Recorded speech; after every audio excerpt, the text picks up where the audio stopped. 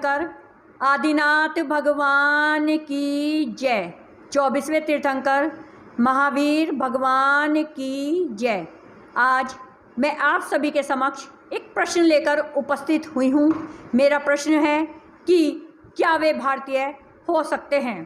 तो आइए चलते हैं मेरी कविता की ओर।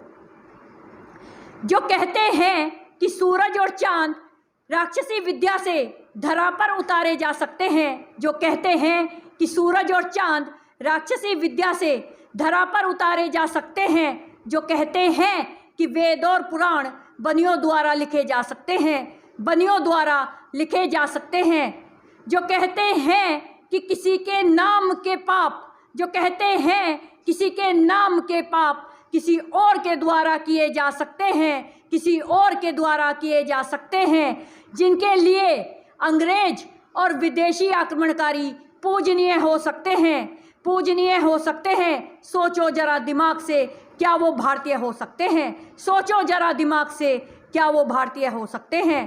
क्या वो भारतीय हो सकते हैं?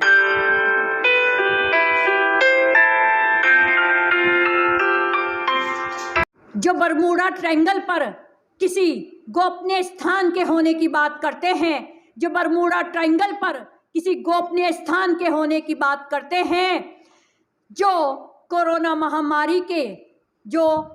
महामारी के भारत से उत्पन्न होने की बात करते हैं, भारत से उत्पन्न होने की बात करते हैं, जो वैज्ञानिक युग में राक्षसी विद्या की बात करते हैं, राक्षसी विद्या की बात करते हैं, और जो धारा 144 तोड़कर सड़कों पर प्रदर्शन कर सकते हैं, जो धारा 144 तोड़कर सड़कों पर प्रदर्शन कर सकते हैं। सोचो जरा दिमाग से, सोचो जरा दिमाग से, क्या वो भारतीय हो सकते हैं? क्या वो भारतीय हो सकते हैं?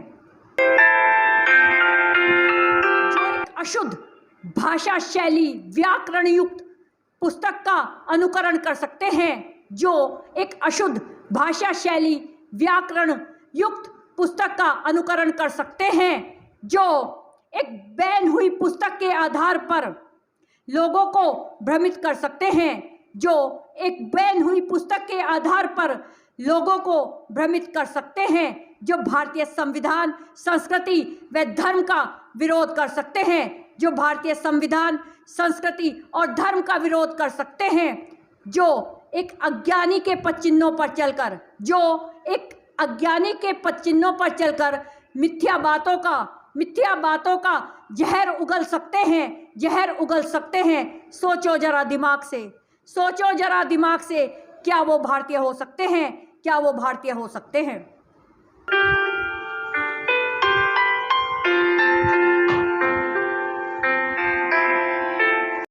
हमारा देश भारतवर्ष ऋषि मुनियों की पुण्य भूमि है। ये वह धरा है जिस पर समय समय पर अनेकों ऋषि मुनियों ने तप कर इस धरा को नमनीय बना दिया है। हमारे देश की धर्म गाथाएं तो विदेशों में भी गाई जाती हैं। हमारा ये देश एक धर्मनिरपेक्ष देश है। तो आइए देखते हैं, जो एक धर्मनिरपेक्ष देश में साधुओं का एक्सीडेंट करा सकते हैं, जो एक धर्मनिरपेक्ष देश में साधुओं का एक्सीडेंट करा सकते हैं, जो लोकतंत्र में किसी सभ्य समाज के सामान्य नागरिकों को पकड़ने की बात कह सकते हैं, पकड़ने की बात कह सकते हैं, जो अभिव्यक्ति की स्वतंत्रता के नाम पर व्यक्ति की, पद की और धर्म की गरिमा भंग कर सकते हैं, गरिमा भंग कर सकते हैं, जो बिना किसी ज्ञान के अंधविश्वास फैला सकते हैं, अंधविश्वास फैला सकते हैं। सोचो जरा दिमाग से, क्या वो भारतीय हो सकते हैं? सोचो जरा दिमाग से, क्या वो भारतीय हो सकते हैं?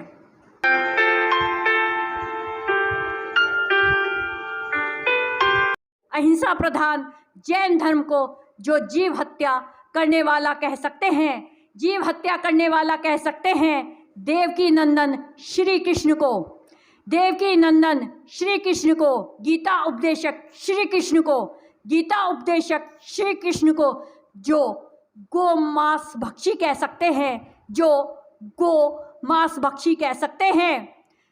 आरोप तो वो कुछ भी लगा सकते हैं, आरोप तो वो कुछ भी लगा सकते हैं, पर नहीं, कोई साक्ष्य व प्रमाण दे सकते हैं, पर नहीं कोई साक्ष्य व प्रमाण दे सकते हैं। वो तो बस अपने अहंकार की पुष्टि के लिए, वो तो बस अपने अहंकार की पुष्टि के लिए अंधविश्वास ही फैला सकते हैं, अंधविश्वास ही फैला सकते हैं। सोचो जरा दिमाग से, क्या वो भारतीय हो सकते हैं? क्या वो भारतीय हो सकते हैं?